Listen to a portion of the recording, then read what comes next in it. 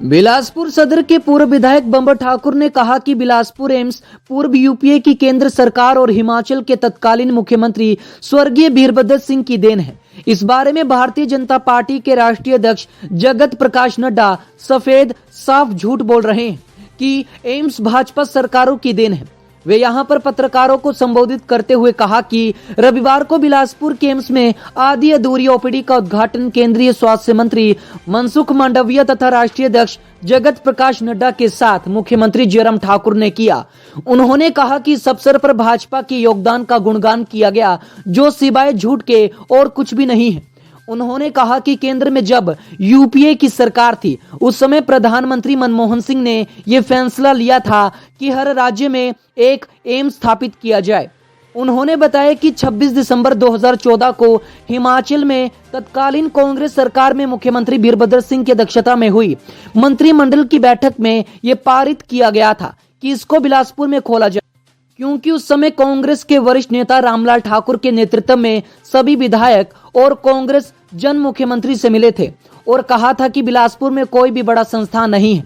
उन्होंने बताया कि उस समय मुख्यमंत्री वीरभद्र सिंह ने पशुपालन विभाग की 600 बीघा जमीन स्वास्थ्य विभाग के नाम स्थानांतरित कर दी थी, लेकिन एम्स के लिए 1200 बीघा जमीन चाहिए थी और बाकी 600 बीघा जमीन का मसला केंद्र सरकार के पास था और केंद्र में मोदी स्थापित हो गए थे।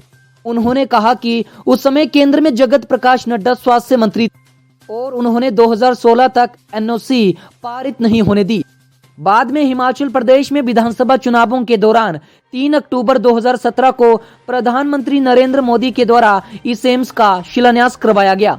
वहीं कोल डैम भी केंद्र की यूपीए सरकार और वीरभद्र सिंह की देन है।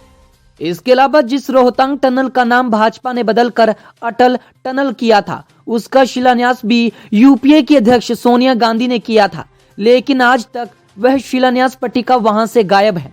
इस अवसर पर कांग्रेस के सचिव मस्तराम वर्मा तथा जिला महासचिव नईम मोहम्मद भी उपस्थित थे।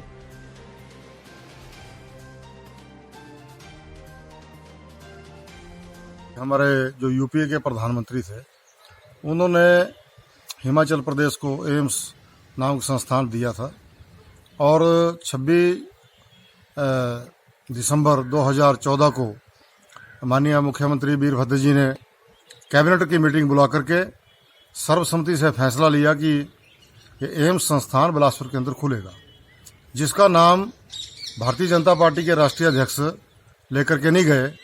वो केवल मात्र अपना गुणगान कर रहे हैं कि एम्स हमने बनाया, जबकि सैंक्शन यूपीए गवर्नमेंट ने किया और बिलासपुर में प्रदेश सरकार ने कहाँ खोलना है वो बिलासपुर में फैसला उन्होंने किया। और 600 बीघा जमीन भी गौ फार्म की हस्तांतरित की स्वास्थ्य विभाग के नाम पे।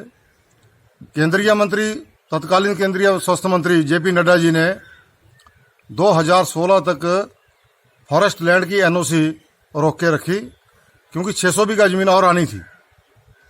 वो एनओसी 2016 में आई और जब चुनावों का वक्त आया, विधानसभा चुनावों का, नवंबर में चुनाव थे और 3 अक्टूबर 2017 को प्रधानमंत्री जी से नड्डा जी ने इसका शिलान्यास करवा दिया और ये कहा कि हम 2 साल के अंदर 19 में बना करके दे देंगे एम्स को।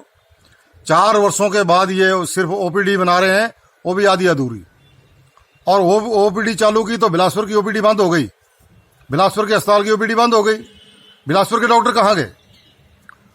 तो ये बिलासपुर में जो ये संस्थान राजा वीरभद्र ने दिया, यूपीए गवर्नमेंट ने दिया, उसमें अपना गुणगान करके गए, बोले कोल डैम भी हमने बनाया। कोल डैम पे कोरा झूठ बोल के गए, वो वीरभद्र जी ने दिया। सोनिया गांधी जी ने अटल टनल, जो रोहतांग टनल थी जिसमें इनका उन्होंने नाम बदला सिर्फ, वो टनल भी हमने दी। अली खड़ का पुल वीरभद्र जी बना के गए, उसमें भी अपना नाम कह रहे कि हमने किया।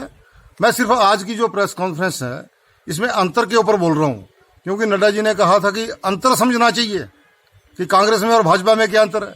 तो मैं यही बता रहा हूँ कि कांग्रेस की सरकारों ने एम्स दिया, कांग्रेस की सरकार ने अलीखड़ पुल दिया, कांग्रेस की सरकार ने हाइड्रो इंजीनियरिंग कॉलेज दिया, रोहतांग टनल दी और कोल डैम दिया। लेकिन राष्ट्रीय अध्यक्ष इतनी बड़ी बात झूठ बोल करके चले गए।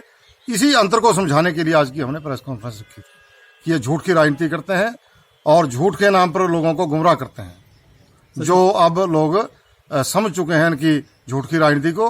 अब इनकी जो है नौटंकी चलने वाली नहीं है। जो पुलिस के परिजनों के साथ हुआ है उसको लेके क्या बोलें? पुलिस के लोगों ने अपनी आवाज को उठाने की कोशिश की, पुलिस के जवानों के परिजनों ने, क्योंकि वो फोर्स के अंदर है, वो अनुशासन से बाहर नहीं जा सकते। हिमाचल प्लस न्यूज के लिए बिलासपुर से अश्वनी कुमार की रिपोर्ट।